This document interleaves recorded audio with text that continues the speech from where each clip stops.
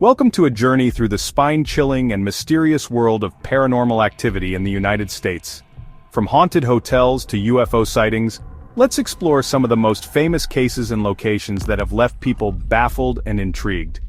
I'm your guide, and together, we're about to step into places where the veil between our world and the next is paper-thin, where the unexplained isn't just a story, it's a raw, palpable energy. We're not just talking about bumps in the night, we're talking about encounters that shake you to your core, experiences that defy every logical explanation you've ever known. This isn't for the faint of heart. We're diving deep into the heart of America's most haunted locations, places where history has left an indelible, often terrifying mark. We'll confront the stories, the legends, and the chilling evidence that suggests we are not alone. Are you ready to feel the cold spots, to hear the whispers, to confront the unknown? Because I can tell you, the energy in these places, it's intense. It's something you have to experience to understand, something that clings to you long after you've left. We'll be peeling back the layers of mystery, examining the claims, and trying to understand what truly lurks in the shadows. From ghostly apparitions captured on camera to the unsettling feeling of being watched by unseen eyes, these are the stories that keep us up at night, questioning the very fabric of reality. So buckle up, turn down the lights, and prepare to confront the darkness. This is an investigation into the paranormal like no other, and we're taking you right into the epicenter of the activity. Our first stop is Estes Park, Colorado, home to the infamous Stanley Hotel. This place isn't just a historic landmark, it's a vortex of paranormal energy, a place so charged it inspired Stephen King himself to pen. People come here expecting a luxury stay, but many leave with stories they can't explain, encounters that chill them to the bone. We're talking about full-bodied apparitions, ghostly children heard running and laughing down empty hallways, and the distinct sound of phantom piano music drifting from the ballroom when no one is there. Room 217, where King stayed, is a major hotspot, but the activity here isn't confined to one room. It permeates the entire structure. The energy is thick, heavy, and you can feel the eyes on you, the sense of being observed by those who checked in, but never truly checked out. The original owners, F.O. and Flora Stanley, are said to still roam these halls, their presence felt by staff and guests alike. Flora's piano playing is one of the most commonly reported phenomena, a beautiful yet unsettling melody echoing from a bygone era. Then there are the unexplained voices captured on EVPs, whispering names, warnings, or sometimes just mournful sighs. We've investigated countless locations, but the sheer volume and consistency of reports from the Stanley make it a place where the veil is undeniably thin. It's a place where the past refuses to stay buried, where the spirits make their presence known, demanding to be acknowledged. We're here to listen to their stories, to understand why they remain. Next, we descend into the oppressive darkness of Eastern State Penitentiary in Philadelphia. This place wasn't just a prison, it was a fortress of solitude and suffering, designed to break the will of its inmates. And let me tell you, the residual energy here is overwhelming, a heavy blanket of despair and anguish. For years, guards and inmates alike reported eerie sightings, shadowy figures darting through cell blocks, and the chilling sound of disembodied laughter echoing through the cold stone corridors. These aren't just old tales, these are experiences that continue to this day, reported by staff, visitors, and paranormal investigators who dare to walk these haunted halls. The sheer weight of human suffering that transpired within these walls has left an undeniable imprint. We're talking about Cell Block 12, notorious for its aggressive paranormal activity, where shadowy figures are frequently seen and disembodied voices are heard. Al Capone himself was an inmate here, and his cell is said to be a hotspot for unexplained phenomena. Imagine being locked in, the silence broken only by the drip of water or the distant, mournful wail that seems to come from the very stones themselves. Investigators often capture EVPs filled with tormented whispers and chilling screams. The feeling of being watched, of unseen entities brushing past you in the dark is constant. Eastern State is a raw, intense location where the spirits of former inmates are believed to be trapped, replaying their misery for eternity. Now we travel to San Diego, California, to a place often called America's Most Haunted House, the Whaley House. This isn't just a title, it's a reputation built on decades of chilling paranormal encounters. From the moment you step inside, you can feel it, a shift in the atmosphere, a coldness that has nothing to do with the temperature. The house was built on former gallows land, and that dark energy seems to have seeped into its very foundation. The ghost of Yankee Jim Robinson, a man hanged on the property before the house was even built, is one of the primary spirits said to linger, his heavy footsteps often heard by visitors. But he's far from alone here. Thomas Whaley himself, the original owner, along with his wife Anna and other family members, are believed to still reside within these walls. Visitors report seeing their apparitions, smelling Anna's distinct perfume, or hearing the cries of a spectral baby. The old courtroom, once part of the house, is particularly active, with reports of shadowy figures and the feeling of being judged by unseen entities. We've investigated many haunted homes, but the sheer variety of phenomena reported at the Whaley House, from disembodied voices to objects moving on their own, makes it a compelling case. It's a place where the past is very much alive, and its spectral residents are not shy about making their presence known. Our journey now takes us to Louisville, Kentucky, and the imposing, decaying structure of Waverly Hills Sanatorium. This place witnessed unimaginable suffering and death during the tuberculosis epidemic.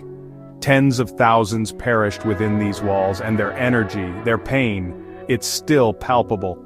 When you walk these long, dark corridors, you can almost hear the echoes of coughing, the cries of despair. Reports of shadow figures are rampant here, darting in and out of patient rooms, lurking in the corners of your eyes.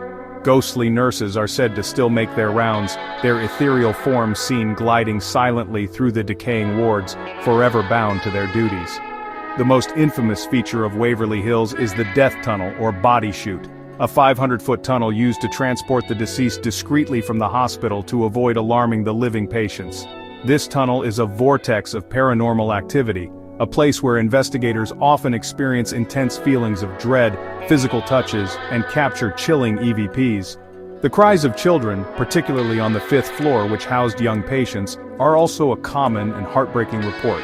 Waverly Hills isn't just haunted, it's a monument to a tragic past, and the spirits here seem desperate to share their stories of suffering and loss.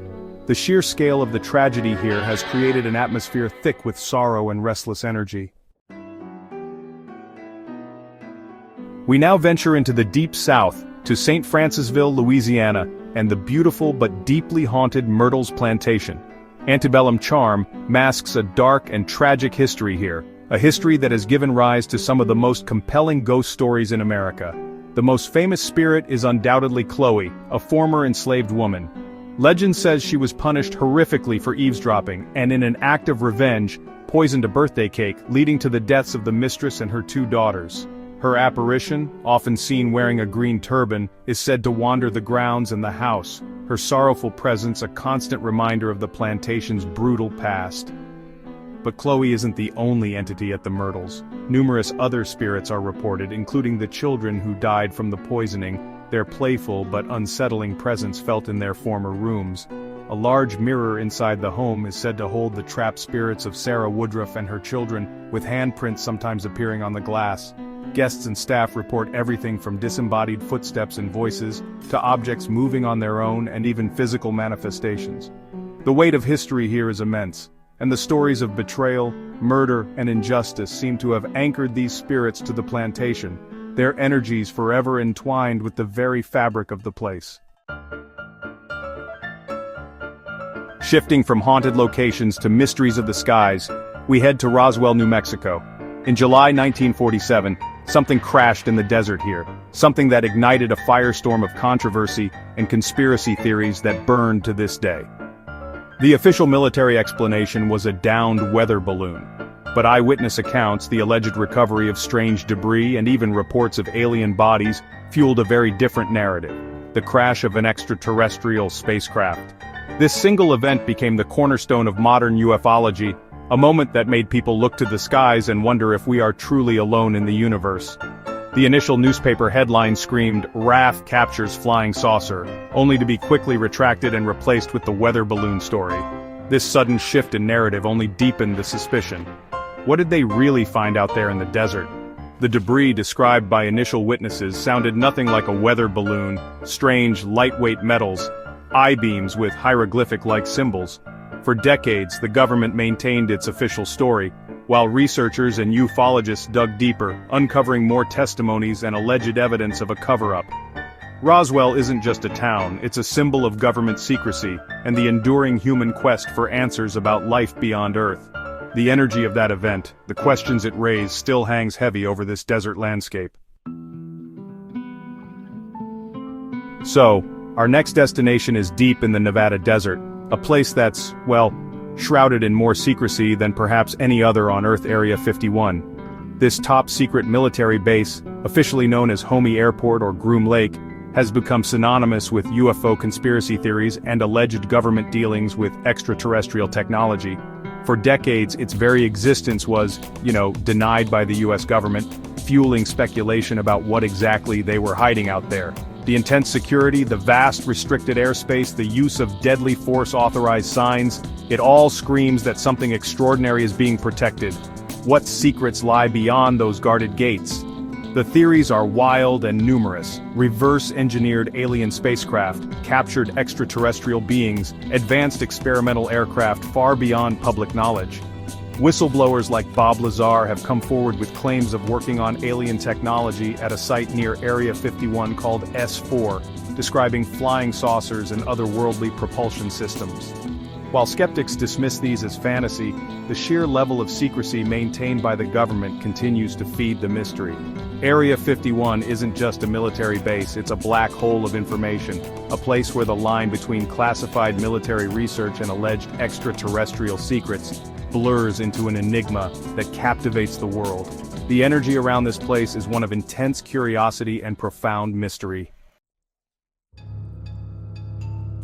From the skies to the deep wilderness, we now delve into the enduring mystery of Bigfoot, or Sasquatch. This legendary ape-like creature is said to roam the forests of North America, particularly the Pacific Northwest. For centuries, indigenous cultures have had stories of giant, hairy humanoids, and modern sightings continue to pour in, baffling scientists and intriguing cryptozoologists. We're talking about massive footprints, strange vocalizations echoing through the trees, and fleeting glimpses of a towering bipedal figure disappearing into the dense undergrowth. The most famous piece of evidence, or at least the most debated, is the Patterson-Gimlin film, shot in 1967 in Bluff Creek, California. This short, grainy footage shows a large, hairy creature walking away into the woods, turning to look back at the camera. Is it a man in a suit? Or did Roger Patterson and Bob Gimlin capture something truly unknown to science? The debate rages on. But beyond this film, there are thousands of eyewitness accounts, often from credible individuals, hunters, hikers, even law enforcement who describe encounters that defy easy explanation. The sheer consistency in descriptions across vast geographical areas and time periods is compelling. The forests hold many secrets, and the possibility that a creature like Sasquatch could remain hidden in the vast, unexplored wilderness is a tantalizing and somewhat unsettling thought. We now travel back in time to early 19th century Tennessee, to Adams, and the terrifying case of the Bell Witch.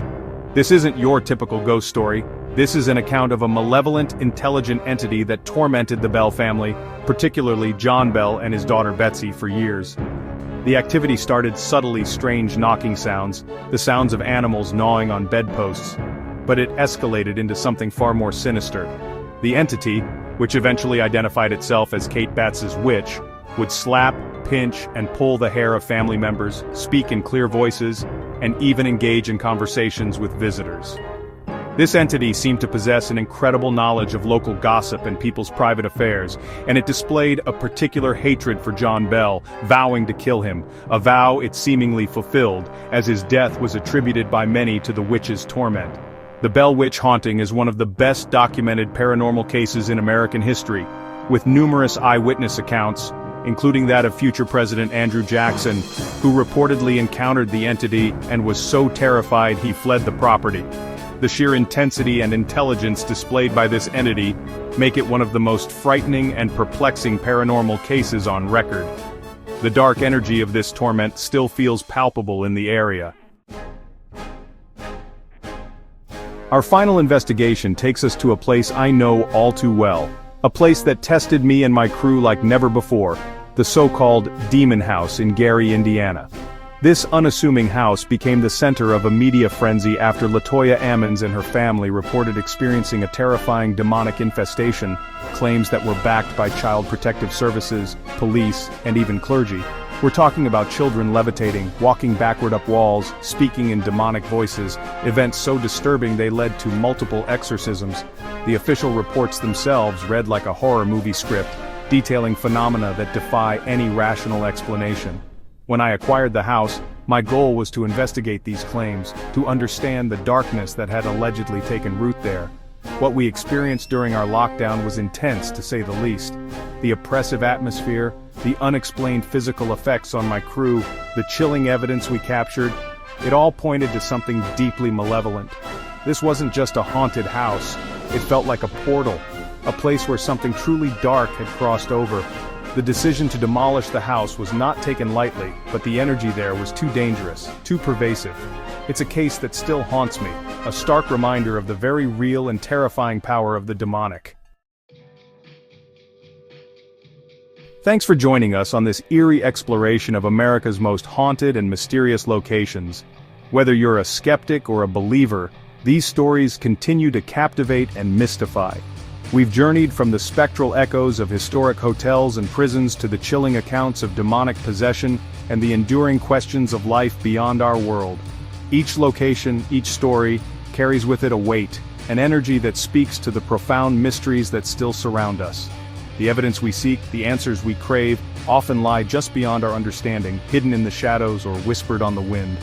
The paranormal isn't just about fear, it's about the unknown, about pushing the boundaries of what we think is possible. It's about listening to the echoes of the past and considering the possibilities that lie beyond our everyday perception.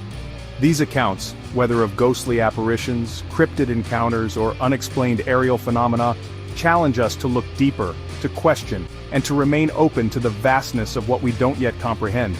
The search for truth in these matters is a journey into the very heart of human experience, our fears, our hopes, and our unyielding curiosity about what lies beyond the veil. So, as we conclude this journey, remember that the world is full of unexplained phenomena. The stories we've explored are just a fraction of what's out there, waiting to be discovered, waiting to be understood. Keep your senses sharp, your mind open, and never stop questioning the world around you. Stay curious, and until next time, keep your eyes open for the unexplained. You never know what you might find when you dare to look into the darkness.